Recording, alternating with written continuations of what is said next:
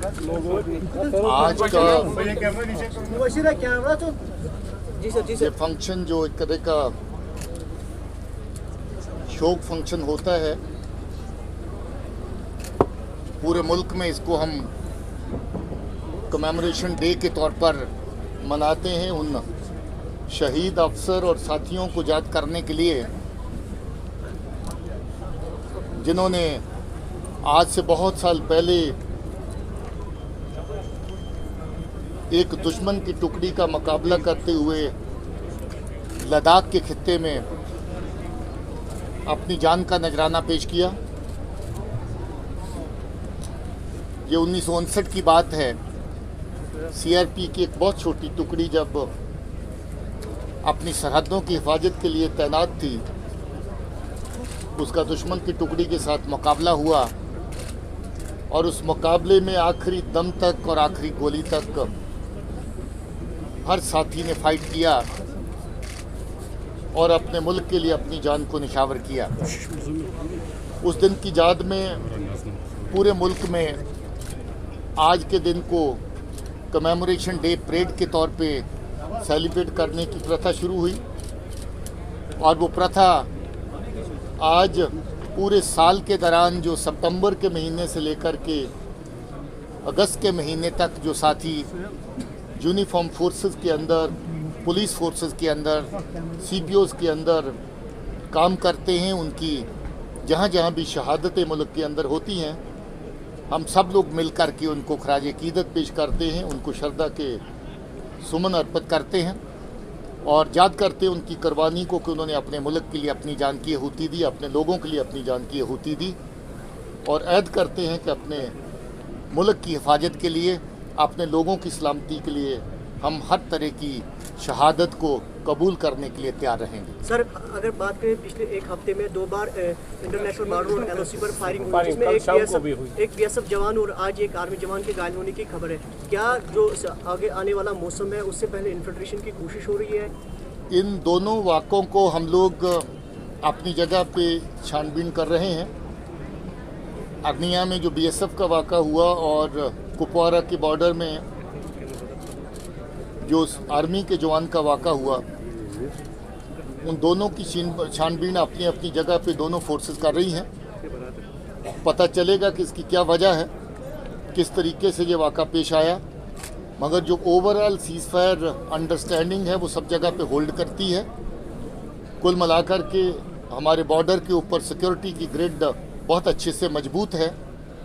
ये 2 वाक़े थोड़े से हटके, अभी तक की जो रूटीन थी उससे हटके पेश आए हैं।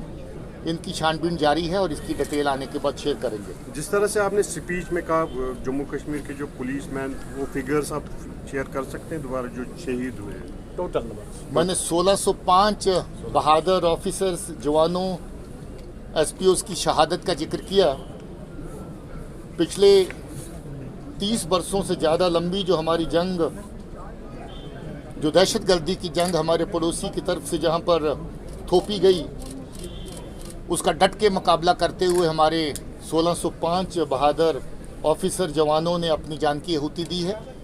मैं सबको खराज अकीदत पेश करता हूँ और इसके अलावा जो बाकी फोर्सेस जिसमें आर्मी, सीआरपी, बीएसएफ, एसएसबी और बाकी तमाम जो सेंट्रल गवर्नमेंट की जहाँ पर सीएपीएफ काम करती हैं, उनके बहादुर जवान भी जो जहाँ पर काम करते हैं, जिनमें कुछ लोगों ने शहादत अपनी दी।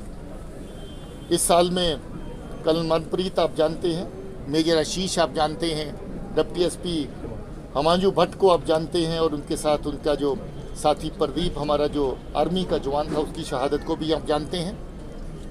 8 जो लोग पुलिस के शहीद हुए उनका मैंने जिक्र किया है। मैं सबको अपनी तरफ से खराज अकीदत पेश करता हूँ और मैं ये कहना चाहता हूँ कि उनकी कुर्बानियाँ रंग लाई हैं। आज दहशतगर्दी की जंग को हमने पछाड़ दिया है। आप जो आखिरी सांसें ले रही हैं और हमारा ये पूरा अहद है कि इसकी आखिरी सांसें भी बंद कर दी जाएंगी।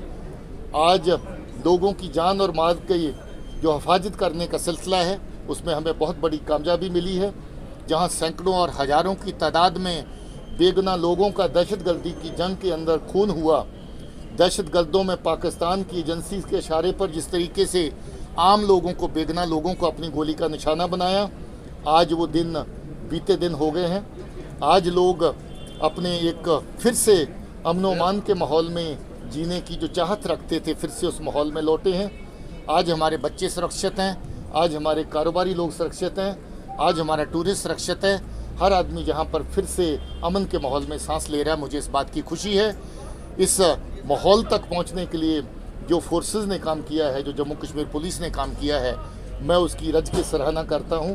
और फिर से उन साथियों को जो हमारे साथ कंधे से कंधा मिला के काम करते रहे, मगर उसी काम के दौरान अपनी जान निछावर करके मैं उनके सामने अपना सर झुकाता हूं और उनको अपनी तरफ से खराज अकीदत पेश करता हूं। एक आखिरी सवाल, क्या टेररिज्म को रोकने के लिए क्या किया जा रहा है, क्योंकि लगातार नार्को टेररिज्म के ऊपर बहुत बड़ी नकेल इस वक्त कसी जा चुकी है।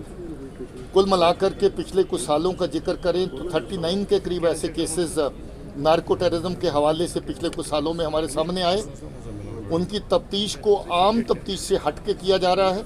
बहुत सारे केस NIA के पास हैं, कुछ केस SIA के पास हैं, कुछ केस SIU कर रही है।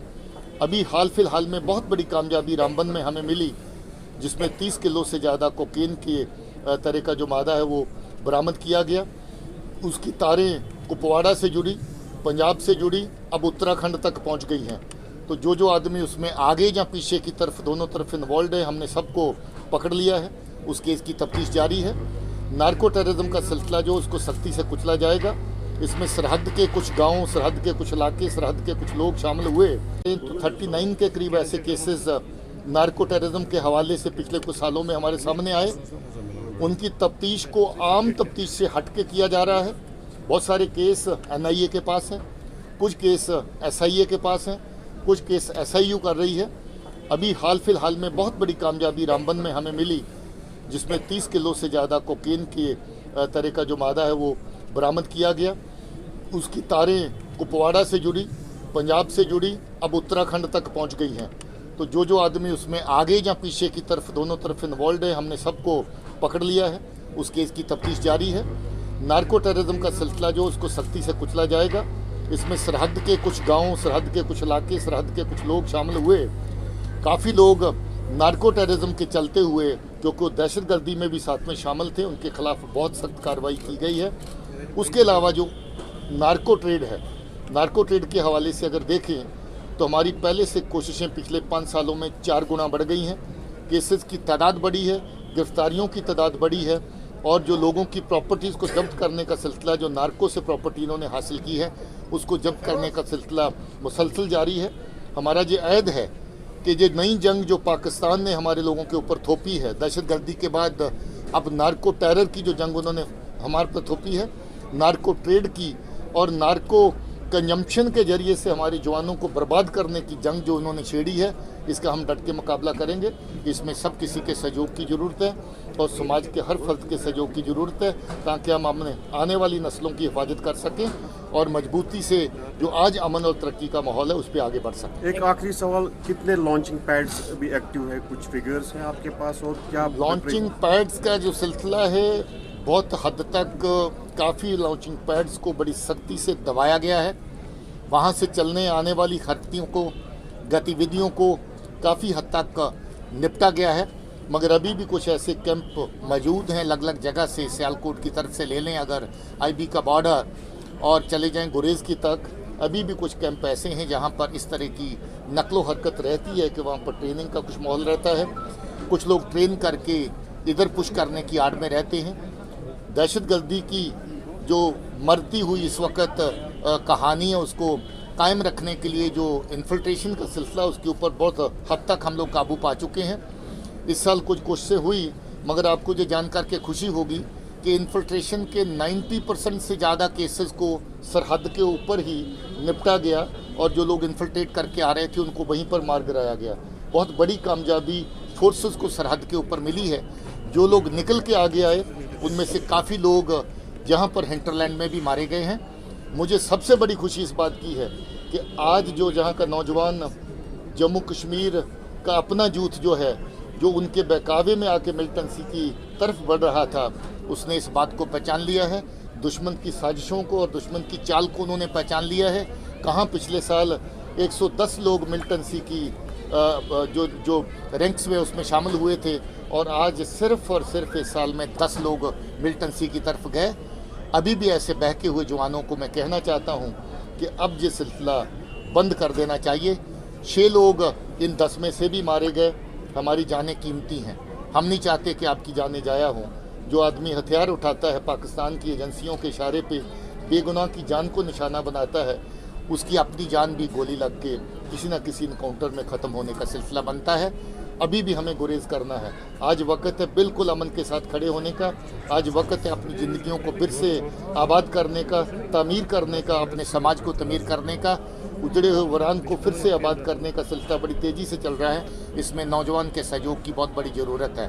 मैं चाहता हूँ, फिर से ये जवानों को अपील करना चाहता हूँ कि ये जो 10 बच्चे भी अगर ना गए होते इस तरफ, तो आज कितनी अच्छी बात होती। हम ये खुल के कह सकते दुनिया के सामने कि आज पूरी तरह जम्मू कश्मीर का जो यूथ है वो अब हमारे साथ जुड़ गया है, अमन के साथ जुड़ गया है। ये 10 में से 6 की जानें जाया हो चुकी हैं। 4 भी अभी इधर उधर अगर वेपन लेके घूम रहे हैं तो आज नहीं तो कल वो भी मारे जाएंगे। मैं नहीं चाहता कि इस तरह की आज की तारीख में, आज के माहौल में किसी की जान जाया हो। वो 4 लोग भी हथियार डाल के अगर वापस लौटते हैं तो घर वापसी के रास्ते आज भी उनके लिए खुले हैं।